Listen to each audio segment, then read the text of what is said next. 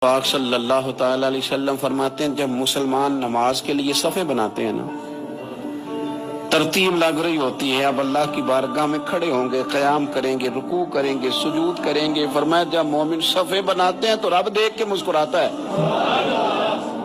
مسکراتا ہے۔ کمال ہو گئے عروج بندگی کا، جب بندے کو دیکھ کے رب مسکرائے۔ خدا بندے سے خود پوچھے بتا تیری رضا کیا ہے، مسکراتا ہے۔ اور میرے نبی پاک علیہ السلام فرماتے ہیں جب مجاہد جہاد کے لیے صفیں سیدھی کرتے ہیں، آج تو یہ رب کے نام پہ مرنے ہی ہوں گے، یہ صفوں میں کھڑے ہوں گے، ترتیب سے لڑیں گے، ترتیب سے گلا کاٹیں گے کافروں کا یا شہادت لیں گے۔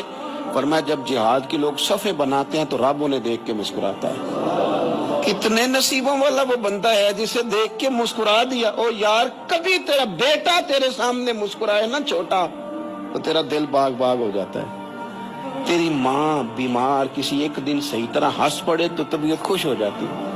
مجھے بتاؤ نا جس کا رب بھی اسے دیکھ کے ہنس پڑے، جو اس کی شان کے لائق ہے، کیا اس بندے کے نصیبے ہیں، کیا اس کے مقدر ہیں۔